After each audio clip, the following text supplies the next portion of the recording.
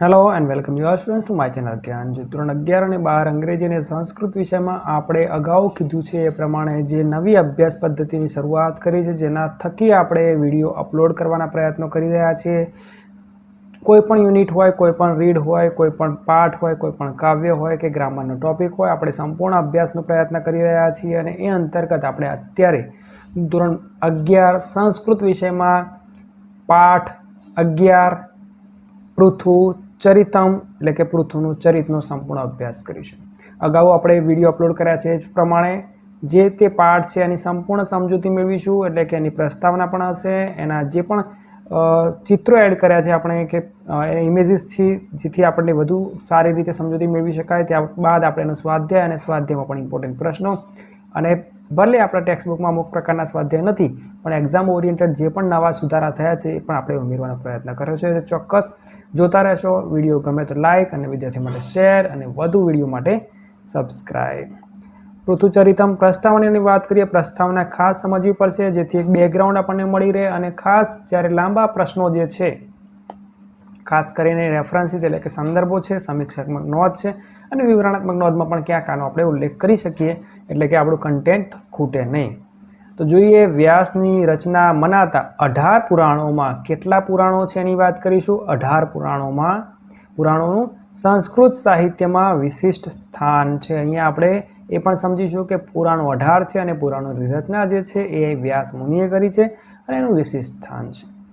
પુરાણનું વિષયગત લક્ષણ આપતા જણાવાયું છે. પુરાણ એટલે શું? પુરાણો વિષય પર વાત કરીએ તો પુરાણનું વિષયગત લક્ષણ આવું છે કે પુરાણમ પંચલક્ષણમ, અર્થાત પુરાણના કેટલા લક્ષણો છે? 5 લક્ષણો છે. વ્યાસ મુનિ, વ્યાસ ઋષિ, મહર્ષિ કહી શકાય, મહર્ષિ વ્યાસે 18 પુરાણોની રચના કરી. અને એ પુરાણોનું લક્ષણ શું છે? 5 લક્ષણ છે એના. અને પ્રથમ જોઈએ, જેમ કે 1 નંબર છે સર્ગ. સર્ગનો મતલબ થશે સૃષ્ટિની ઉત્પત્તિનું વર્ણન. બરાબર, સૃષ્ટિની રચના કઈ રીતે થઈ, એની શરૂઆત થઈ કઈ રીતે થઈ એની વાત. ત્યારબાદ પ્રતિસર્ગ એટલે કે સૃષ્ટિના પ્રલયનું વર્ણન, અંત કઈ રીતે થશે એની પણ સ્પષ્ટતા અહીં આપણને આપી છે. ત્યારબાદ પૃથ્વીની ઉત્પત્તિ બાદ એટલે કે જે સંસારની ઉત્પત્તિ થઈ એના બાદ એમાં જે વંશ છે, સૂર્યવંશ અને ચંદ્રવંશમાં જન્મેલા રાજાઓની વાતો છે, એટલે એમની યાદી છે. ત્યારબાદ મન્વંતર એટલે કે 2 મનુઓના અસ્તિત્વના સમયગાળામાં ઘટેલી ઘટનાઓનું વર્ણન. મન્વંતર એટલે નોર્મલ મનુ, અને મનુ એટલે બ્રહ્માના પુત્ર, અને મનુ પરથી મનુષ્ય શબ્દ આપણે રેગ્યુલર યુઝમાં કરતા હોઈએ છીએ, તેમનું પણ અહીંયા વર્ણન છે. અને વંશાનુચરિત એટલે કે જે તે વંશમાં જન્મેલા કેટલાક પરાક્રમી રાજાઓનું ચરિત્રનું વર્ણન છે. મુખ્ય 2 વંશો સૂર્યવંશી અને ચંદ્રવંશી. સૂર્યવંશી ભગવાન રામ અને ચંદ્રવંશી ભગવાન કૃષ્ણ. અને ત્યારબાદ બીજા પણ જે નાના મોટા રાજાઓ, બીજા પણ જે રાજવંશમાં થઈ ગયા, એ બધાનું પણ અહીંયા આપણને વર્ણન છે. આગળ વધીએ. પ્રાચીન ભારતીય પરંપરાઓ અને ઇતિહાસની જાણકારી માટે પુરાણ સાહિત્યનો અભ્યાસ આવશ્યક છે. પ્રાચીન ભારતીય સનાતન સંસ્કૃતિનો અભ્યાસ બિલકુલ જરૂરી છે. એમાં પુરાણ સાહિત્યનો અભ્યાસ અહીંયા આપણને કહે છે કે બિલકુલ જરૂરી છે. વળી સામાન્ય જનમાનસ પુરાણનો સ્વાધ્યાય કરીને, સ્વાધ્યાયનો મતલબ છે સ્વ અધ્યયન, જાતે અધ્યયન કરીને તેમાં વર્ણિત મહાનુભાવોના જીવનને જાણી શકે છે. બરાબર, પૃથુચરિતની વાત કરીએ છીએ એ રીતે જે પણ રાજાઓ છે એમને શ્રેષ્ઠ જે કાર્યો કર્યા છે અને જે અમુક કાર્યોમાં પાયોનિયર થયા છે, એટલે કે અગ્રેસર થયા છે, શરૂઆત કરી છે, એવા પણ થોડાક રાજાઓનું વર્ણન છે. અને એ સ્ટોરી દ્વારા આપણા જીવનમાં ઘણા મોટા ફેરફાર, આમૂલ પરિવર્તન આપણે લાવી શકીએ છીએ. એટલે પુરાણોનો અભ્યાસ કરવો જોઈએ એમ અહીંયા આપણને પ્રસ્તાવના પણ મળે છે અને આપણે કરવો પણ જોઈએ. અને તે પ્રમાણે પોતાનું જીવન બનાવવાની અને તે પ્રમાણે જીવવાની પ્રેરણા પ્રાપ્ત કરે છે. આપણે બધા પ્રાપ્ત કરી રહ્યા છીએ જો આપણે પુરાણો વાંચીએ છીએ તો. મત્સ્ય પુરાણની વાત કરીએ તો મત્સ્ય પુરાણમાં આવતા પૃથુચરિતના આધારે, મત્સ્ય પુરાણ એટલે આપણને ખબર છે ભગવાને જે મત્સ્ય અવતાર લીધો, એટલે કે એક રીતે મારા મતે સૌથી પહેલું પુરાણ હશે મત્સ્ય પુરાણ. અને એ પુરાણમાં પૃથુચરિતના આધારે આ પાઠ સંપાદિત કર્યો છે. એટલે કે પૃથ્વી પર ખેતીની જે શરૂઆત થઈ, બરાબર છે, ફાર્મિંગ જેને કહી શકાય, એ ફાર્મિંગની શરૂઆત કયા રાજાથી થઈ એની થોડીક સ્પષ્ટતા અથવા એનું એક ચરિત આપણને આપ્યું છે. અને પૃથુનું નામ છે, જોઈએ એની પણ થોડી સમજૂતી મેળવીશું. પુરાણોમાં ભૂમિનું દોહન કરીને અન્નની પ્રાપ્તિનો સર્વપ્રથમ ઉપક્રમ એટલે કે પ્રયત્ન કરનાર રાજા તરીકે પૃથુનો નિર્દેશ છે. બરાબર, માણસ જે છે એ ફૂલ ટાઈમ હન્ટર હતો. આપણને ખબર હોય તો ફૂલ ટાઈમ એટલે કે પરમાનન્ટ શિકારી હતો અને ત્યારબાદ ધીમે ધીમે ધીમે ફાર્મિંગ તરફ આગળ વધ્યો. તો એમાં જે શરૂઆત થઈ છે પૃથુ છે, અને પૃથુ રાજા પરથી આપણે કહી શકાય પૃથ્વી શબ્દ છે, અને પૃથ્વીના સંતાનો છે એ બધા પાર્થ. હે પાર્થ એમ કહે છે ભગવાન કૃષ્ણ ગીતામાં. તો પાર્થ એટલે પૃથ્વીનો પુત્ર, અને ધરા પૃથ્વીના પુત્ર, એટલે આપણે સવાઈ જઈએ અને ખાસ એ વખતે સંબોધન કર્યું છે અર્જુનને. એટલે હે પાર્થ ચડાવો બાણ, હવે તો યુદ્ધ એ જ કલ્યાણ. તો આ પૃથુની વાત કરીશું. પૃથુ એ રાજા છે અને પૃથુએ શરૂઆત કરી છે, નિર્દેશ છે. ભૂમિનું દોહનનો મતલબ અહીંયા સમજીશું. જે સ્ટોરી આપણને આપી છે એટલે કે જે ચરિત્ર આપણને આપ્યું છે એમાં દોહન એટલે કૃષિ કર્મ. ઇમેજીસ એડ કર્યા છે એટલે વધુ અત્યારે નથી સમજાવતો, પણ ભૂમિનું દોહન એટલે કૃષિ કર્મ. આમ કૃષિ કર્મના પુરસ્કર્તા તરીકે પુરાણોએ જે રીતે પૃથુનું ચરિત્રનું વર્ણન કર્યું છે તેમાંનું મર્મ સમજવા જેવો છે. ફાર્મિંગની બિલકુલ શરૂઆત, ખેતીની શરૂઆત આપણે નોર્મલ કદાચ જો આ પુરાણો ના ભણીએ તો આપણને તો એવું જ લાગે કે બીજા કોઈ દેશોમાં થયું હશે, અને કોઈ બીજા સાહિત્યમાં બીજા કોઈ ભાષાના પુસ્તકો વાંચીએ તો આપણને એવું જ થાય કે એમણે બધી શોધો કરી છે. પછી ગુરુત્વાકર્ષણના નિયમો હોય કે બાકીના ઘણા બધા એવા રૂલ્સ છે જે આપણે કદાચ આપણા જે તે સાયન્ટિસ્ટો કહી શકાય, વૈજ્ઞાનિકો કહી શકાય, એમને સંસ્કૃત સાહિત્યમાં મૂક્યા જ છે, બરાબર. છતાંય આપણે એને નથી અભ્યાસ કરતા, એટલે આપણને એવું લાગે છે કે આ બધું તો બહારથી આવ્યું છે. તો સમજવા જેવું છે. અહીં ભૂમિને, અહીંયા આપણને રૂપક આપ્યા છે, અહીં ભૂમિને ગાયના રૂપે અને પૃથુને દોહનારના રૂપે વર્ણવવામાં આવ્યા છે. આ દોહન ક્રિયાની પાછળ રહેલો આશય આ પ્રસ્તુત પાઠના કેન્દ્રમાં છે. સમસ્યા એ થઈ છે કે સંસ્કૃત સાહિત્યને હું તમને સમજાવું કે ક્યાંથી પ્રોબ્લેમ્સ ક્રિએટ થયા છે. માણસની સમજવાની શક્તિ ઘટતી ગઈ છે. જો તમને શરૂઆતથી કહું, વેદો અદ્ભુત હતા, પણ વેદોની સમજવાની શક્તિ, જે સીધા વેદો વાંચીને સમજી શકે એવા માણસો ઘટતા ગયા. એટલે પછી શું થયું કે એક વ્યક્તિ સમજે એને, અને એ એક્સપ્લેન કરે, અન્યને સમજાવવાનો પ્રયત્ન કરે. એટલે કે જે વેદોને સારી રીતે સમજી શકે છે ઋષિ, એ ગુરુ એના શિષ્યને સમજાવે, પણ શિષ્યની જે સમજવાની શક્તિ છે ઘટતી ગઈ. એટલે શિષ્યને ઓછી ખબર પડતી ગઈ, અને એ શિષ્ય જ્યારે ગુરુ બન્યા ત્યારે એમની જે સમજણ શક્તિ હતી એને એ ઘટતી, એટલે એના શિષ્યમાં પણ ઓછું આવ્યું. એમ કરતાં કરતાં આપણને વેદોનો જે ખરો મર્મ છે એ સમજવામાં આપણને બધાને તકલીફ થવા લાગી, એટલે આપણે બધા ગેરમાર્ગે દોરાવા લાગ્યા. એ જ રીતે કદાચ પુરાણો અને બાકીનું સાહિત્યનું પણ થયું છે. સમજવાનો પ્રયત્ન કરીએ, અને ખાસ એમાં જે કેરેક્ટર્સ આપ્યા છે, ક્યાંક એના રૂપક આપ્યા છે, એને સમજવામાં ઘણીવાર આપણે બધા થાફ ખાઈ ગયા છે, અને એના લીધે જ આપણા સંસ્કૃત સાહિત્યમાં એની ખોટ પડી રહી છે. હું તમને કહું કે ક્લાસમાં એક ટીચર કંઈ સારું ભણાવે છે, પણ એ વિદ્યાર્થીને ખબર નથી પડતી, એટલે ક્યારેક કોઈ રૂપક આપે છે, કોઈ ઉદાહરણ દ્વારા સમજાવે છે, તો વિદ્યાર્થી ઘણીવાર શું કરે છે કે મર્મ સમજવાના બદલે ઉદાહરણને જ સાચું માની લે છે, એને એવું લાગે છે કે આ ઉદાહરણ મારે લખવાનું પરીક્ષા. પણ ખરેખર શું છે કે શિક્ષકે એ સમજાવવા માટે ઉદાહરણ આપ્યું હતું જે ટેક્સ્ટબુક રિલેટેડ ન હોય, અથવા એ કદાચ આપણે લખી ન પણ શકીએ એવું પણ હોય. પણ ઘણીવાર વિદ્યાર્થીઓ આવું લખતા હોય છે, અને એના લીધે જ કદાચ આપણા સાહિત્યની ખોટ પડી રહી છે.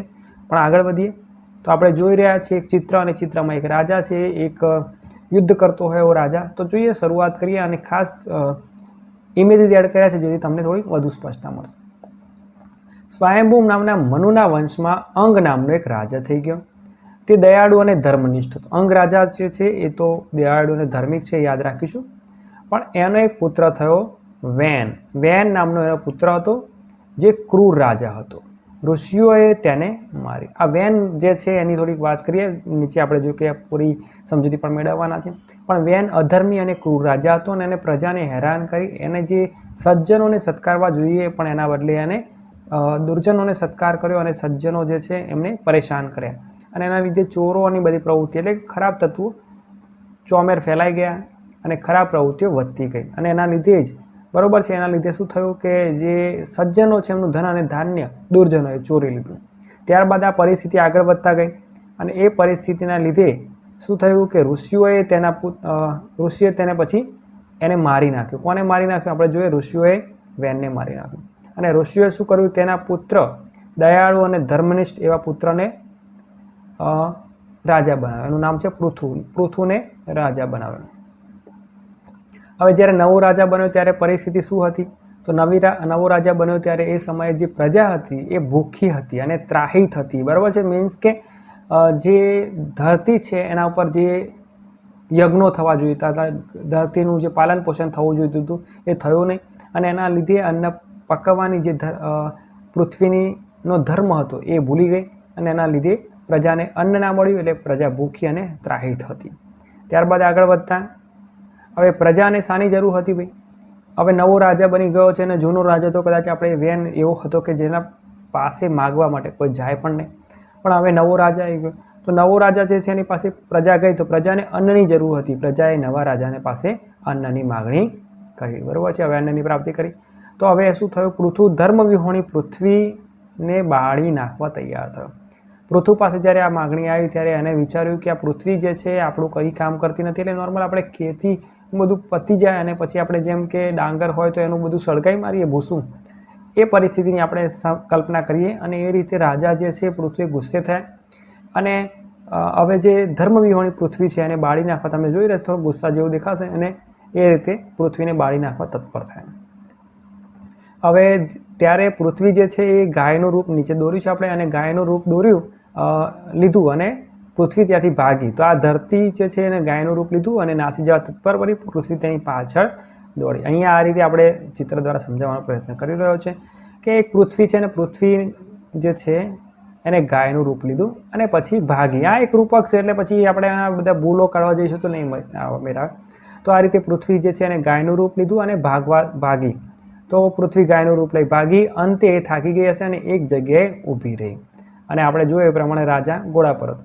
છેવટે એક સ્થાનમાં ઊભી રહી અને એને કીધું કે હું શું કરું એમ બોલી. હે રાજન, તમારે શું જોઈએ છે એમ બોલી. ત્યારે પૃથ્વી ગાયના રૂપમાં ત્યાં ઊભી રહી અને રાજાએ માગણી કરી કે અનુસાર ગાયે ચર અચર સૌને, ચર એટલે કે જે ચરી શકે, ફરી શકે, તો આપણે માણસો, પ્રાણીઓ, પક્ષીઓની વાત, અને અચર એટલે કે વૃક્ષો જે ત્યાં ને ત્યાં સ્થિર રહે, સૌને ઈચ્છિત વસ્તુની પ્રાપ્તિ એટલે કે ઈચ્છિત વસ્તુ આપ, એવી માગણી રાજાએ કરી અને પછી ગાયે આપ્યું. અને એના પ્રમાણે એને મળ્યું પુષ્કળ દૂધ. એટલે આપણે કહી શકીશું રૂપક છે પુષ્કળ અન્ન. હવે આપણે એને સમજાવવાનો પ્રયત્ન કરીએ એક એક વર્ડ દ્વારા, એક એક શબ્દ દ્વારા, જેથી કોનું રૂપક આપવામાં આવ્યું છે એ સમજીએ. તો રાજા જે છે એને આપણે ગોવાળિયો સમજવાનો છે. જેમ રાજા છે એ પૃથ્વીનું પાલન પોષણ કરશે, જેમ ગોવાળિયો ગાયનું કરે છે.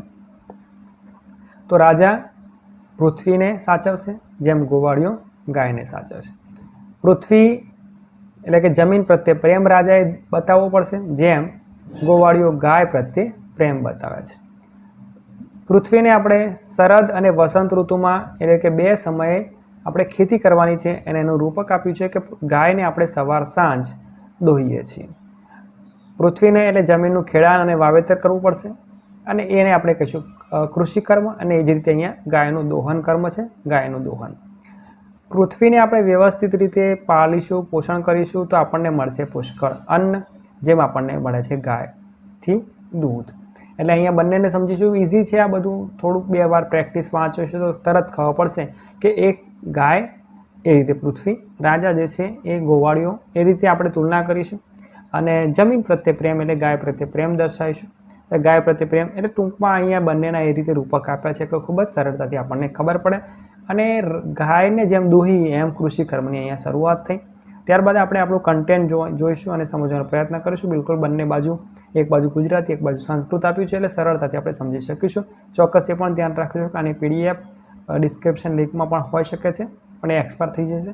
તો ટેલિગ્રામ ચેનલ જ્ઞાનજ્યોત તમે એને સબસ્ક્રાઈબ કરશો અને PDF free of cost download કરીને અભ્યાસ ચાલુ રાખશો. સ્વયંભુવસ્ય મનોવંશે અંગ નામક રાજા અભવત. અહીંયા જુઓ, બહુ જ સરળ. સ્વયંભૂ નામના મનોવંશ એટલે મનોના વંશમાં અંગ નામનું રાજા થઈ ગયો. કોના વંશમાં થઈ ગયો? સ્વયંભૂ નામના મનુના વંશમાં અંગ નામનું રાજા થઈ ગયો. અહીંયાથી સ્ટોરી શરૂઆત થાય છે. સ એટલે કે તે, અહીંયા તમે જોઈ રહ્યા છો તે. દયાળુ, ધર્મનિરત, દયાળુ અને કેવો હતો? ધર્મનિષ્ઠ. ચનો મતલબ થાય અને આસિત એટલે હતો. કેવો હતો આ રાજા? દયાળુ અને ધર્મનિરત એટલે કે દયાળુ અને ધર્મમાં રચ્યો પચ્યો, ધર્મનિષ્ઠ. તસ્ય એટલે કે તેને, વેન નામક એટલે કે વેન નામનો, પુત્ર એટલે કે પુત્ર, સમભવત એટલે થયો. એને એક વેન નામનો પુત્ર થયો. હવે વેન કેવો છે? સ એટલે કે તે, ક્રૂર, અધર્મનિરત, ક્રૂર અને અધર્મમાં રચ્યો પચ્યો, નિરત એટલે રચ્યો પચ્યો, ચ એટલે અને, આસિત એટલે હતો, રહેનારો હતો. કેવો રાજા થયો ભાઈ? વેન, ક્રૂર અને અધર્મમાં રચ્યો પચ્યો. તેણ એટલે તેન એટલે તેણે યજ્ઞ દાન આદિની સત્કર્માની નિષિદ્ધાની, તેને શું કર્યું ભાઈ? યજ્ઞ આદિ જે પ્રવૃત્તિઓ હતી એટલે કે સારી પ્રવૃત્તિઓ, સત્કર્માની સત્કર્મોની પ્રવૃત્તિ જે છે એને નિષિદ્ધાની એટલે કે નિષેધ કર્યો, બરાબર, સારી પ્રવૃત્તિઓને એને નિષેધ કર્યો. હવે એના લીધે શું થયું? જુઓ આગળ એને બીજું કામ કર્યું. દુર્જના એટલે કે દુર્જનોનો શું કર્યું? સત્કારિતા એટલે કે સત્કાર કર્યો હતો. સજ્જના ચ એટલે આને સજ્જના દુષ્કારિતા, અને સજ્જનોને શું કરે? દુષ્કારિતા એટલે અપમાનિત કરે, બરાબર છે. જેવો રાજા એવી પ્રજા, એટલે રાજાએ શું કર્યું કે જે ખરાબ માણસો અથવા એને સન્માનિત કરવાના પ્રયત્નો કરે, એટલે એ પ્રકારના માણસો વધે, બરાબર છે. જે પ્રકારનું પ્રોત્સાહન મળે રાજા તરફથી એ પ્રકારના પ્રજામાં વધારો થાય. ફલતઃ પરિણામે ચોરાદિનામ એટલે કે ચોરી વગેરેની પ્રવૃત્તિમ એટલે કે પ્રવૃત્તિ, સર્વત્ર એટલે કે બધે, પ્રવર્તિતા એટલે પ્રવર્તી રહી. ચોરી અને વગેરે પ્રવૃત્તિઓ પ્રવર્તી રહી, બાકીની બધી પ્રવૃત્તિઓ સમજી શકાય કે ખરાબ પ્રવૃત્તિ વધી હતી. સજ્જનાનામ એટલે કે સજ્જનોના, ધન એટલે કે ધન, અને ધાન્યમ એટલે અનાજ, ધાન્યને ચ એટલે અને દુર્જને પરિહૃતમ, દુર્જનોએ શું કર્યું? ચોરી લીધું. સજ્જનોનું ધન ધાન્ય કોણે ચોરી લીધું? તો દુર્જનોએ ચોરી લીધું. અથવા સજ્જનોની પરિસ્થિતિ કેવી હતી? તો સજ્જનોનું ધન ધાન્ય દુર્જનોએ ચોરી લીધું હતું. આગળ યજ્ઞ એટલે કે યજ્ઞ, કર્મા અભાવે, કર્મના અભાવે, યજ્ઞ કર્મના અભાવે એટલે કે સારી પ્રવૃત્તિઓના અભાવે શું થયું? દુર્ભિક્ષ, દુર્ભિક્ષ એટલે દુષ્કાળ, ખરાબ પરિસ્થિતિ, એવી પરિસ્થિતિ કે જેમાં ભિક્ષા પણ મળે નહીં એને કહીશું દુર્ભિક્ષ. ભિક્ષા પણ ના પ્રાપ્ત કરી શકાય એવી પરિસ્થિતિ એટલે ખરાબ સમય, દુષ્કાળ આપણે કહીશું.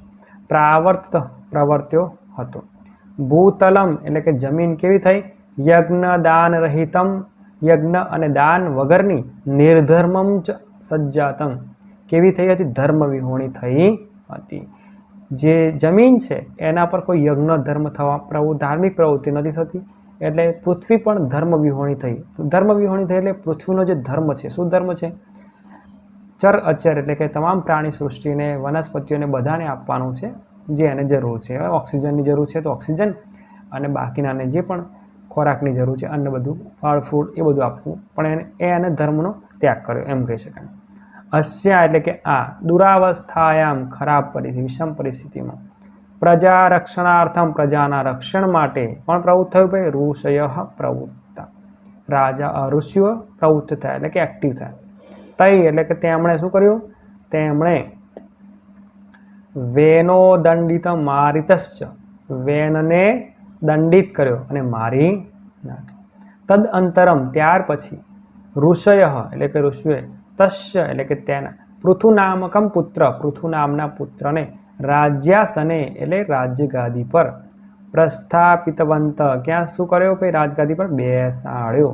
બહુ જ સરળ છે. એક બે લગભગ પેરેગ્રાફમાં 2-3 શબ્દો ડિફિકલ્ટ છે, બાકીને બિલકુલ બહુ જ સરળ છે, તમને ઇઝીલી યાદ રહેશે. પૃથુ કેવો છે? હવે પૃથુ દયાળુ એટલે કે પૃથુ કેવો છે? દયાળુ, ધાર્મિક ચાસિત ધર્મનિષ્ઠ હતો. વેનસ્ય શાસને વેનના શાસનમાં, પીડિતા પ્રજા પીડિત થયેલી પ્રજા, અભિષિક્તમ એટલે કે અભિષેક પામેલા એટલે કે જેને નવી ગાદી પર બેસાડ્યા છે એવા રાજાને, તમ ધાર્મિકમ તે ધર્મનિષ્ઠ, તમ એટલે કે તે ધાર્મિક એટલે ધર્મનિષ્ઠ, પ્રથમ ઉપતસ્તુ એની પાસે ઉપસ્થિત થયા. બરાબર, નવા રાજા આવી ગયા છે એટલે પ્રજામાં જોશ આવી ગયો છે ભાઈ. અગાઉના રાજા વેન પાસે જઈએ તો કદાચ પાછા ના આવે, તો હવે પૃથુ રાજા આવી ગયો એટલે પૃથુ રાજાની રાજગાદી પર બેસવાના લીધે શું થયું? રાજા પ્રત્યે પ્રજાની અપેક્ષાઓ વધી એટલે ત્યાં ગયા. ક્ષુધાતાર્યા એટલે કે ભૂખથી પીડાયેલી, ક્ષુધા એટલે ભૂખ, પ્રજાયા એટલે પ્રજાના, પરિપાલનાય પૂર્ણપણે પાલન માટે એટલે કે પ્રજાને જે જરૂર છે એને આપવા માટે, ધાન્યમ અપેક્ષિતમ આસિત, શું જરૂર હતી ભાઈ? ધાન્યની અપેક્ષા હતી, ધાન્યની જરૂરિયાત હતી.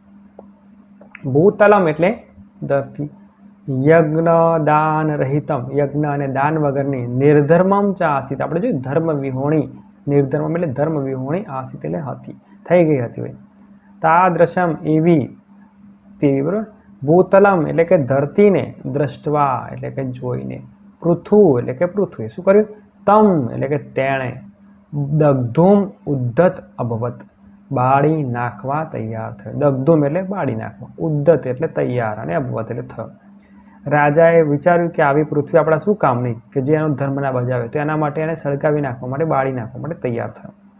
તતઃ પછી ઈયમ એટલે કે આ, ભૂ એટલે ભૂમિ ધરતી, ગોરૂપાસ્થાય શું કહે છે, ગાયનું રૂપ લઈને, પાલિતુમ ઉદ્ધતા શું થઈ, નાસી જવા તત્પર થઈ. ગાયે નક્કી કર્યું કે ભાઈ હવે ભાગી અહીંથી. પૃથુ તસ્યા પુષ્ટત એટલે પાછળ પાછળ ગયો, અનુગત એટલે પૃથુ તેની પાછળ ગયો. પૃથુ રાજા જે છે ગાયની પાછળ ગયો. અંતે એટલે કે છેવટે. એક દેશે એટલે કોઈ એક જગ્યાએ, એક સ્થાનમાં, સ્થિત્વા એટલે ઊભી રહીને, કિમ કરોમ ઇતિ હું શું કરું, ભૂમિ અબ્રવીત એટલે કે ભૂમિ બોલી, ધરતી બોલી કે હવે હું શું કરું. પૃથુ અપી સ્થાવરસ્ય ચરસ્ય ચ ઈપ્સિતમ દેહી તામ અબ્રવીત. પૃથ્વીએ પણ શું કીધું, પૃથ્વીએ પણ કીધું કે સ્થાવર એટલે કે જે સ્થિર છે, વૃક્ષો વગેરે, અને ચરસ્ય એટલે કે જે પ્રાણીઓ છે, હરતા ફરતા જે રહે છે, ફરતા એટલે કે મનુષ્ય વગેરે એટલે પ્રાણીઓ. ઈપ્સિતમ એટલે કે જે ઈચ્છે છે, ઈષ્ટ વસ્તુઓ. દેહી એટલે આપજે, તામ અબ્રવીત એમ એમણે કહ્યું. પૃથ્વીએ કહ્યું કે ભાઈ જે ચર અચર છે એટલે કે જે સ્થિર છે એ અને જે ચલી શકે છે બધાને, એટલે કે વૃક્ષોને, પ્રાણીઓને, મનુષ્યોને બધાને જે એમને જરૂર છે આપજે. ભૂ એટલે કે ભૂમિ શું કીધું, તથાસ્તુ ઇતિ ઉક્ત્વા પૃથ્વી બોલી ભલે એમ થાવ, એમ પૃથ્વી બોલી. તત્રેવ સ્થિતા અને ત્યાં પછી ઊભી રહી ગઈ. એટલે કે ગાય અહીંયા ઊભી રહી ગઈ, બરોબર. ત્યારબાદ તામ ગો રૂપામ સિત્વા જે ગાય રૂપે ઊભી રહેલી છે ભૂમિને, પૃથુ દોહ એમને ત્યાં એને ગાયને દોહન ક્રિયા કરી એટલે દોહી. અસ્મિન દોહન કર્મણી અને આ દોહવાના કર્મમાં શું મળ્યું, અન્ન રૂપમ અન્નરૂપી, પ્રભુતમ એટલે કે પુષ્કળ શું મળ્યું, દુગ્ધમ પ્રાપ્તમ શું મળ્યું, દૂધ મળ્યું.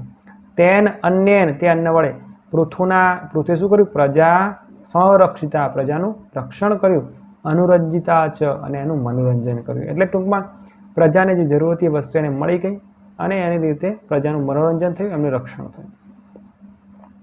એવમ પ્રકારમ પૃથુચરિતમ પુરાણેશુ વર્ણિતમ અસ્તિ. શું કહે છે, એવમ પ્રકાર એટલે આવા પ્રકારનું પૃથુચરિત પુરાણોમાં શું છે, વર્ણવાયેલું છે.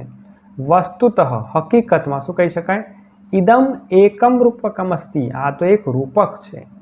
તદ અનુસારમ તે પ્રમાણે શું કહે છે, તે પ્રમાણે રાજા શું છે, ગોપાલ છે. આપણે જોઈએ રાજા એટલે ગોવાળ, એની તુલના આપણે એ રીતે કરે, રૂપક છે. ભૂતલોમ એટલે ભૂતલ એટલે કે ધરતી શું છે, ગૌ એટલે કે ગાય છે. દોહન કર્મ જે છે, દોહન એને કહીશું કૃષિ કર્મ. દોહન ક્રિયાને આપણે કૃષિ કર્મ સાથે સરખાવીશું, ખેતી કામ. દુગ્ધમ ચ અન્નમ દુગ્ધ એટલે દૂધને શું છે, અન્ન સમજવાનું છે, અસ્થિ એટલે છે. અર્થાત પૃથુરૂપ ગોપાલ એટલે કે પૃથુરૂપી ગોવાળે, ભૂતલ રૂપા એટલે કે ધરતીરૂપી ગાયને, ગામ એટલે ગાયને, કૃષિ કર્મણા દુદોહ ખેતી કામ કરીને દોહી હતી. અને અસ્મિન દોહન કર્મણી આ દોહન કર્મમાં અન્ન રૂપમ અનાજ રૂપે, દુગ્ધમ ચ પ્રાપ્તવાન શું મળ્યું, અન્ન રૂપે દોહવાના કર્મમાં તેને અન્ન રૂપે દૂધની પ્રાપ્તિ થઈ. એટલે કે જે ગાય ઊભી રહીને જેને પૃથ્વી દોહી એ પૃથ્વી સમજવાની, અને એને દોહન ક્રિયા એટલે ખેતી કર્મ કૃષિ કર્મ સમજવાનું. અને જેમ ગાયને દોવાથી દૂધ મળે એમ ઊભી રહેલી પૃથ્વીને ખેતી કર્મ કરવાથી અનાજની પ્રાપ્તિ થઈ. બરાબર, આ રીતે આપણે સમજીશું. એટલે હું તમને કહું કે આ બાબત જ એટલી કદાચ ઓકવર્ડ છે ને એ રીતે સમજાય છે કે ઘણી, હું એમ માનું કે સામાન્ય માણસ ન સમજી શકે. અને આવા સામાન્ય માણસો આપણે બધા થઈ ગયા, અને એના લીધે વેદોને સમજવા તો આપણા બધા માટે મુશ્કેલ જ કામ થઈ ગયું છે.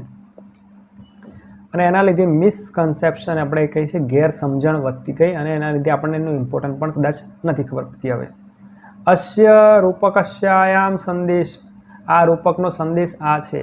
યથા એટલે કે જેમ, ગોપાલ એટલે કે જેમ ગોવાળ, સ્વકિયામ પોતાની, ગામ એટલે ગાયને, પોતાની ગાયને શું કહે છે, પ્રેમણા પરિપાલેતી પ્રેમપૂર્વક પાલન કરે છે.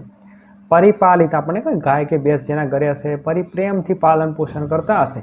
પરિપાલિતામ એટલે કે પૂર્ણપણે પાળવામાં આવેલી, ચ એટલે અને ગામ એટલે ગાયને, હસો આપણે શું કરવાનું છે, પ્રાતઃ સાયમ સવાર સાંજ, ચ ઇતિ નિયત કાલમ નિયત પ્રમાણમાં, નિયત કાલે નિયત પ્રમાણમાં, જો નિયત પરિમાણમ ચોક્કસ સમય અને ચોક્કસ પ્રમાણમાં. ચ એટલે અને, દોગ્ધી એટલે દોહે છે, બરાબર. ગાય પાળી હોય તો એનો ટાઈમ હોય પાછો સાંજનો, સવારનો 6 અને સાંજનો 6, 6:30 હોય તો એમાં આગો પાછો થઈ જાય ને, જેને ખબર હશે ગાય ભેંસ હશે તો પછી ભેંસ કે ગાય પાછી ઓટા ફેરા મારવાનું ચાલુ કરી દે તો એનો સમય નિર્ધારિત હોય. તો નિયત સમય અને નિયત પ્રમાણમાં એને દોહવી જોઈએ.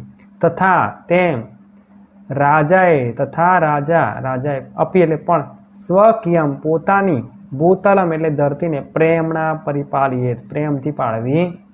આપણે પ્રાણીઓ પ્રત્યે એટલે કદાચ ગાયને વ્યવસ્થિત પાળતા હોઈશું કારણ કે આપણને દૂધ મળે છે, લાભ સીધો મળી જાય છે. તો રાજાએ અહીંયા સમજાવવાનો પ્રયત્ન કરે છે કે એ જ રીતે આપણે જમીન પ્રત્યે પણ પ્રેમ બતાવવાનો છે અને એને નિયત સમયે નિયત પ્રમાણમાં દોહવાની છે. અત્યારે શું થયું છે, જમીન પરથી જેટલું અનાજ પાકે એટલે પકવી જ લેવાનું, બસ બધા લાભ લઈ જ લેવાના. ખેતીમાં ભલે પછી બિન ઉપજાઉ થઈ જાય પણ મારો લાભ મને મળી જવો જોઈએ, મારી પેઢીનું થઈ જવું જોઈએ, પાછળની પેઢીનું જે થાય. એટલે ઘણીવાર આના લીધે સમસ્યા થવાની છે અને ગ્લોબલ વોર્મિંગને બીજી જે વૈશ્વિક સમસ્યાઓ થોડા ટાઈમમાં આપણને કદાચ દેખાશે. એ બધીની એક રીતે અહીંયા થોડોક આછેરો ઉલ્લેખ અથવા એક ઝલક આપણને આપી દીધી છે કે વધુ પડતું આપણે કરીશું તો યોગ્ય નથી. પરિપાલિતમ એટલે કે સારી રીતે પાળેલી, ચ એટલે અને, ભૂતલમ એટલે પૃથ્વી, અસૌ શરદી વર્ષાયામ આ ને ક્યારે ક્યારે આપણે દોહવાની છે, શરદ ઋતુમાં, વર્ષાયામ છે ઇતિ નિયત કાલમ નિયત સમય. જો શરદ ઋતુ અને વર્ષા ઋતુમાં ક્યારે ક્યારે આપણે ખેતી કરવાની, તો શરદ ઋતુમાં અને વર્ષા ઋતુમાં નિયત કાળે નિયત પરિમાણ એવ દુહ્યાત, બરાબર. નિયત પ્રમાણમાં દોહવી જોઈએ. ખેતીમાં કઈ રીતે કયા પાક લેવા એનું ધ્યાન રાખવાનું છે. નિયત સમય અને નિયત પ્રમાણમાં આપણે એને દોહવાની છે, બધો કસ ખેંચી લેવાનો નથી. આ આપણે સમજવાનું. એવમેવ એમ જ કૃષિ કર્મણી પ્રવૃત્તા એટલે કે ખેતી કર્મમાં જે પ્રવૃત્ત છે, પ્રજા અપી ભૂતલમ એ પ્રજાજનોએ પણ શું કરવાનું છે, ભૂતલમ એટલે જમીનનું, ધરતીનું, તથેવ પરિપાલયેશું એટલે કે તે જ પ્રમાણે પાલન કરવું જોઈએ. અત્યારે તો આપણે ખેતી નોર્મલ બધા ખેડૂતો કરતા હોય છે અને પ્રયત્ન આપણે એવો કરવો જોઈએ. નોર્મલ અત્યારે યુરિયા, ડીએપી અને બધા બિનજરૂરી એવા ફોરેનના બધા ખાતરો આવી ગયા છે જેથી જમીનમાંનો કસ નીકળી જાય અને એક જ અટકે જે તે પાક થઈ જાય તો છે. ક્વોન્ટિટી તો વધી જાય છે, ક્વોલિટી તો જતી રહે છે અને ખાસ કરીને ઝેરી તત્વો એમાં ઉમેરાતા જાય છે. પણ આપણને બધાને મજા આવે છે અને કદાચ શું થયું છે કે લોકોના પેટ વધતા ગયા છે, એટલે કે માણસોની સંખ્યા વધતી ગઈ છે, ખોરાકની જરૂરિયાત વધતી ગઈ છે, સપ્લાય પૂરતો નથી, ડિમાન્ડ એન્ડ સપ્લાય, માંગ અને પુરવઠાનો પ્રોબ્લેમ આવ્યો છે. એટલે આપણે બધાને ખાતરની જરૂર પડી ગઈ છે કારણ કે જમીન ઉપર તો ઘર બનવા લાગ્યા છે. એટલે હવે આ બધું આપણે ભૂલવા માંડ્યા છીએ, પણ આ આપણે સમજવાની ખરેખર જરૂર છે. આગળ શું કહે છે, પરિપાલિતમ ચ એટલે કે સારી રીતે પૂર્ણપણે પાડવામાં આવેલ, ભૂતલમ એટલે જમીન, નિયત કાલમ એટલે કે નિયત સમય, નિયત પરિમાણમ અને પૂરતા પ્રમાણમાં એટલે કે જેટલી જરૂર છે એટલા પ્રમાણમાં. એટલે નોર્મલ કહીએ તો 8 મહિના એટલે કે 2 વાર શરદ ઋતુ અને વર્ષા ઋતુમાં આપણે ખેતી કરીએ તો પછી 4-5 મહિના જે ટાઈમ છે એને આપણે પડતર રહેવા દેવી જોઈએ, જેથી એમાં જે પણ જરૂરિયાતના પોષક તત્વો છે એ આને મળી જાય, બરાબર છે. પછી ફરી આપણે એને ખેતી કરવી જોઈએ. જેમાં આપણે થાક્યા હોય તો આરામ કરીએ છીએ રાત્રે અને પછી ફરી ફ્રેશ થઈ ગઈ નવા દિવસે નવું કામ ચાલુ કરીએ છીએ, એમ અહીંયા જમીનને પણ થોડો રેસ્ટની જરૂર હોય છે, એમ અહીંયા આપણે સમજવાનું છે.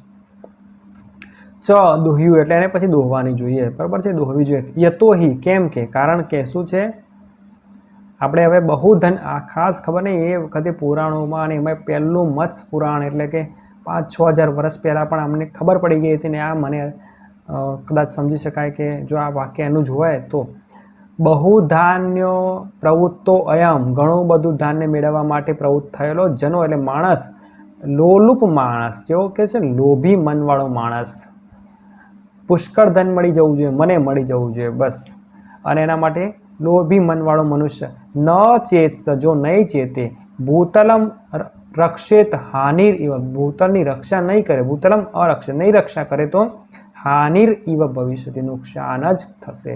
ધરતીની રક્ષા નહીં કરે તો શું થશે, નુકસાન થશે.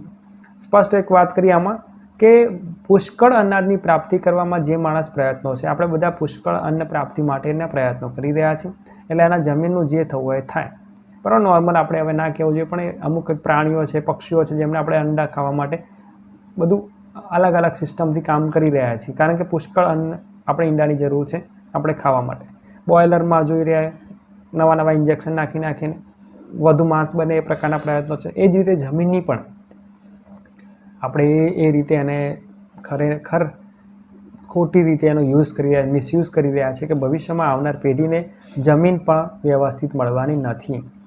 બરાબર છે. આગળ શું કહે છે? સસ્યમ એટલે કે અનાજ, કૃષિ ચ અને કૃષિ. બરાબર છે. ગૌરક્ષમ સર્વમ એવ વાણિકપથમ. જો અનાજ, ખેતી અને ગાય આ બધું શું છે? જો લખ્યું છે ધાન્ય, ખેતી અને ગોપાલન સર્વ શું છે? વાણિકપથમ. આ બધું છે વ્યાપાર, પશુપાલન. આ બધું શું છે? એનાથી કોમર્સ થશે, એનાથી આપણા બધાનો ધંધો રોજગાર ચાલવાનો છે. ભૂતલે અરક્ષિતે, જમીનની જો રક્ષા નહીં કરવામાં આવે તો નિત્યમ તો શું થશે?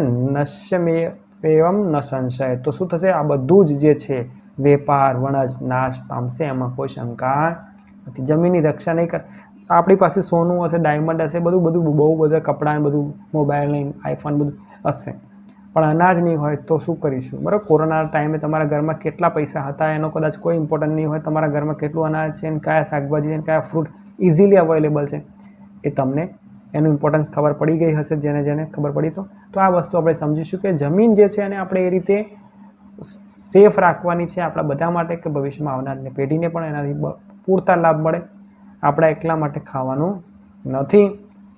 અને આ વાત આપણે સમજી જઈશું તો ચોક્કસ આ પુરાણનો જે આ પાઠ આપણને ટેક્સ્ટ બુકમાં આપ્યો છે એ ચોક્કસ એનો ઉપયોગ થશે અને આપણે ગ્લોબલ વોર્મિંગ અને બીજી વૈશ્વિક જે પડકારો છે એમાંથી બચી શકીશું. ખાસ કરીને નોર્મલ આ જે રૂપક છે એને થોડુંક વ્યવસ્થિત સમજીએ. ફક્ત ટેક્સ્ટ બુક અથવા ફક્ત પરીક્ષાલક્ષી નહીં, લાઈફમાં પણ એને ઉતારવાનો પ્રયત્ન કરીએ. ચોક્કસ વિડીયો ગમે તો લાઇક અને વિદ્યાર્થી માટે શેર અને વધુ વિડીયો જોવા માટે ચેનલને સબસ્ક્રાઈબ. અંતે ફરી એકવાર આની PDF ડિસ્ક્રિપ્શનમાં અને ખાસ કરીને ટેલિગ્રામ ચેનલ પર ઉપલબ્ધ છે. ચોક્કસ એમાં આપણે જોડાઈએ અને PDFને ફ્રી ઓફ કોસ્ટ ડાઉનલોડ કરીએ, કારણ કે શિક્ષણની જ્યોત આપણે પ્રજ્વલિત રાખવાની છે at any cost, free cost. Thank you.